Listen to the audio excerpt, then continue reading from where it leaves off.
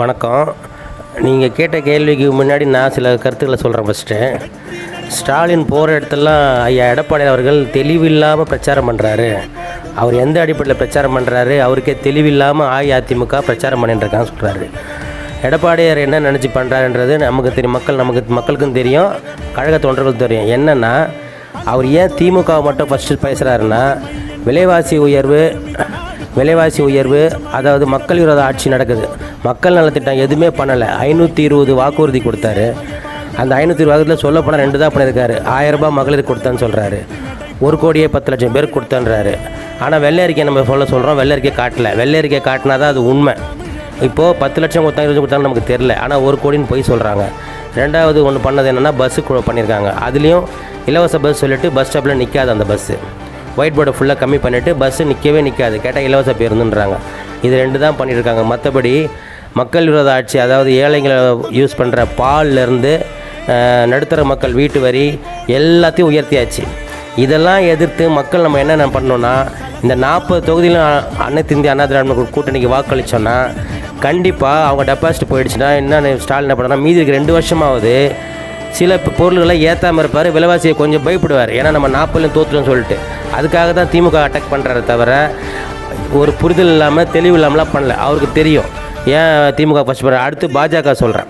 பாஜக ஏன் சொல்கிறாருன்னா, யார் வேணால் ஆட்சிக்கு வர ஏன் சொல்கிறேன், பாஜக தான் வரும் எல்லாம் சொல்கிறாங்க. அது வராது, அவருக்கு தெரியும். ஏன்னா வரும், வந்தாலும் இந்திய கூட்டணி வரலாம், இல்லை பாஜக வரலாம். யார் வந்தாலும் தனிப்பட்ட மெஜாரிட்டி 200 தொகுதி மேலே ஜெயிக்க மாட்டாங்க. அது காங்கிரஸ் ஆகட்டும், பாஜக ஆகட்டும், ஒரு கூட்டணி ஆட்சி தான் அமையும்.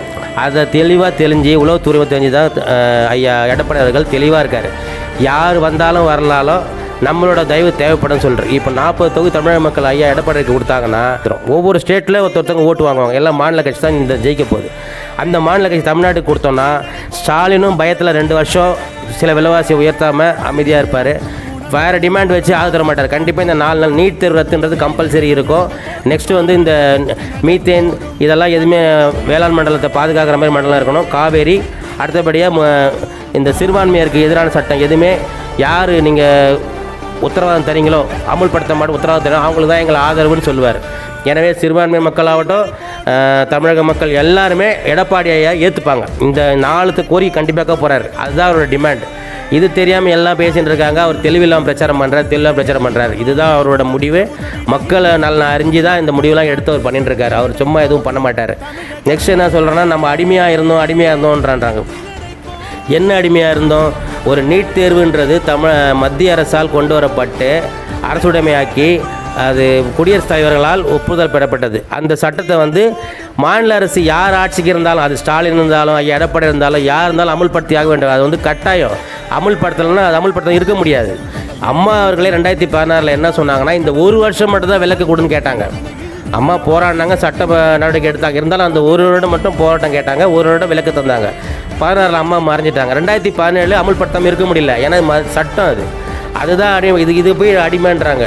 அதே போல் ஒரு மாநில முதல்வர் மோடி அவர்கள் பிரதமர் இந்தியாவுக்கு தமிழ்நாட்டுக்கு வருகை தந்தால் கண்டிப்பாக செல்ல வேண்டும். அதை புரோட்டோக்கால். அன்றைக்கி நம்மளை வந்து கோ பேக் மேடி சொல்லிவிட்டு அடிமைன்னாங்க. இன்றைக்கி ஸ்டாலின் என்ன பண்ணுறாரு, கூட அவன் பையனை கூட்டின்னு போயிட்டு வரவேற்கிறாரு. இது அப்போ அது அடிமைனா அது அடிமை இல்லையா? இதுதான் அவர் என்ன பண்ணார், மீத்தேனுக்கு கையெழுத்தை போட்டுட்டு மக்கள், அதாவது மாநில உரிமை பறி கொடுத்துருந்தார். மாநில உரிமை யார் பறி கொடுத்தது? 2010 மருத்துவ இணையமைச்சராக இருந்த மத்திய இணையமைச்சர் காந்தி செல்வன் தான் காங்கிரஸ் கொண்டு வந்த நீட் தேர்வுக்கு கையெழுத்து போட்டார். அன்றைக்கி கூட்டணி ஆட்சி நடந்தது. அன்றைக்கி திமுக ஒத்துக்குச்சு, மம்தா ஒத்துக்கலை. சில ஸ்டேட்டில் இருக்கிற முதலமைச்சர் ஒத்துக்காதனால தான் அன்றைக்கி நீட் வரல. இல்லை நீட் வந்து 2010 வந்திருக்கும்.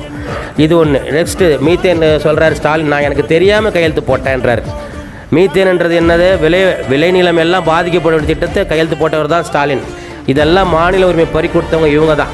இவங்க போயிட்டு நம்மளை அடிமை அரசுன்றாங்க. இது மக்கள் நல்லா புரிஞ்சுக்கணும். அடிமை அரசு யார்? அடிமை அரசு என்றைக்கு நம்ம கிடையாது. ஸ்டாலின் வந்து அப்படியே நீங்கள் சொல்கிற மாதிரி அடிமையாக இருந்தாலும் இந்த 4 வருஷம் என்ன பண்ணார்?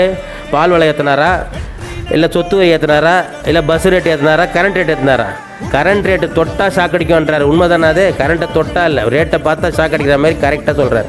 அதனால் இந்த ஒரு தடவை மட்டும் நீங்கள் நல்லா யோசித்து, அடுத்து யார் இருக்கிறா? பாஜக பற்றி சொல்லவே வேணாம். அவங்க வந்து ஒரு குழுவை கூட்டி முடிவெடுக்க மாட்டாங்க. முடிவு எடுத்துட்டு குழுவை கூட்டிட்டு தான் இதான் முடிவுன்னு சொல்லுவாங்க. அவ்வளோ சர்வாதிகார போக்கு தான் பாஜக. ஆனால் இந்த தடவை நடக்காது. ஏன்னா அவங்க 272 மெஜாரிட்டி வரவே முடியாது. 200 தான் எடுப்பாங்க, அது கீழே தான் எடுப்பாங்க. கூட்டணி தயவு தேவைப்படும். அதனால் அவங்க கண்டிப்பாக இந்த தடவை மக்கள் விரோத ஆட்சி கண்டிப்பாக தமிழ்நாட்டிலையும் இந்தியாவிலையும் அமல்படுத்த முடியாது. ஒருத்தரை சார்ந்து தான் அவங்க அரசாங்கம் நடத்த முடியும். அதனால் பாஜக ஓட்டு. 3வது நாம் தமிழர்னு ஒரு கட்சி இருக்குது, அவங்க சொல்கிறாங்க தனியாக நிற்கிறேன்ட்டு. அவர் வந்து ஓகே, மக்கள் ஏற்றுக்க முடியாத பேசுகிறார். அவரோட வீர வசனம், அந்த எழுச்சியை பார்த்து இளைஞர்களை சில தவறாக முடிவெடுக்கிறாங்க. அவர் தான் முடியணும், அவர் எது முடியாதோ அதை தான் பண்ணுவேன்னு சொல்லுவார். நிச்சயமாக சாத்தியம் இல்லாத பண்ணுவார். நெக்ஸ்ட்டு ஒரு பொது வாழ்க்கையில் வந்தவர் தனி மனித விமர்சனத்துக்கு ஆளாகக்கூடாது. ஆனால் அவர் எதுக்கு ஆளாயிருக்காரு உங்களுக்கு தெரியும். ஒரு எந்த பொறுப்பில் இல்லாத போதே ஒரு விமர்சனம் வரும்போது அவரெல்லாம் தமிழ் ஆட்சி பண்ணாலோ இல்லை ஒரு 20 சீட்டு பிடிச்சாலோ பெண்கள் நிலைமை நினச்சி பார்க்கணும். ஆனால் பெண்கள் யாருமே அவரை ஏற்று ஓட்டு போட மாட்டாங்க. இளைஞர்கள் கூட இப்போ போடுவாங்க. 30 வயசு தாண்டினவனை குடும்பஸ்தரானவனை கண்டிப்பாக சீமானை யாரும் ஏற்றுக்க மாட்டாங்க. அதனால் ஒரே வழி, நாட்டுக்கு நல்லது நடக்கணும்னா என்றைக்குமே அனைத்து இந்திய அண்ணா திராவிட முன்னேற்ற கழகத்துக்கு தான் நம்ம வாக்களிக்கணும். பொதுமக்களாக நீங்கள் நான் பேசுனது எதுவாவது தப்பாக இருந்தால் நீங்கள் ஆர்கியூ பண்ணலாம். நான் எந்த பாயிண்ட்டாக தப்பாக சொன்னேன், இது அதிமுக தான் பஞ்சி, நீங்கள் பண்ணலன்னு எதுவுமே சொல்ல முடியாது. என்றைக்குமே அதிமுக மக்கள் விரோதத்துக்கு எதுவுமே எதிராக நிற்காது. இப்போ இல்லை, எப்போவுமே நிற்காது. அது ஐயா புரட்சித் தலைவர் காலத்திலும் சரி, அம்மா காலத்திலும் சரி, எடப்பாடி வருங்காலம் இருக்க 100 ஆண்டுகள் வாழணும். ஏடிஎம்கே அந்த 100 ஆண்டு யார் ஆண்டாலும் யார் தலைவராக இருந்தாலும் மக்கள் நலனை மட்டும்தான் நினச்சி பேசுவோமே தவிர மக்களுக்கு எதிரானது எதுவுமே பேச மாட்டோம். எனவே மக்களாகிய நீங்கள் வருகிற நாடாளுமன்ற தேர்தல் 40 தொகுதியிலும் அனைத்து இந்திய அண்ணா திராவிட முன்னேற்ற கூட்டணிக்கே வாக்களியும் சொல்லி கேட்டுக்கொண்டு, நாங்கள் வந்து திருவள்ளூர் கிழக்கு மாவட்டம், திருவொற்றூர் மேற்கு பகுதி, 6வது தெற்கு வட்டக்கழகத்தில் இருக்கோம். இங்கே வந்து வட்டக்கழக செயலர் வந்து அண்ணன் ஆர் மணிக்குமார் அவர்கள், அவர் முன்னாள் மாமன்ற உறுப்பினர். அவர் இந்த வட்டத்துக்கு கிடைச்சது அனைத்து இந்திய அண்ணா திராவிட முன்னேற்ற கழகத்துக்கு ஒரு கிஃப்ட் மாதிரி. ஏன்னா அவர் இந்த அதிமுக சேராத முன்னாடியே மக்களுக்கு நலன் பண்ணுறவர் தான். அவர் சாதாரணமாகவே மக்கள் நலனுக்கு முன்னிருந்து பண்ணவர். எல்லாரும் அவரை பிடிக்கும். யாருமே இந்த கட்சி சாராமல் அந்த கட்சி இந்த கட்சி இல்லை, எல்லாருக்குமே அவரை பிடிக்கும். ஏன்னா எல்லோரும் எளிமையாக பழகுவார். அவர் வீட்டில் எப்போவுமே அந்த கதவு திறந்துருக்கும். யார் வேணால் தான் உட்காருவாங்க. இந்த சீட்டில் இவன் உட்காரோம் அதெல்லாம் கிடையாது. யார் வேணால் உட்காருவாங்க, யார் வேணால் போவாங்க.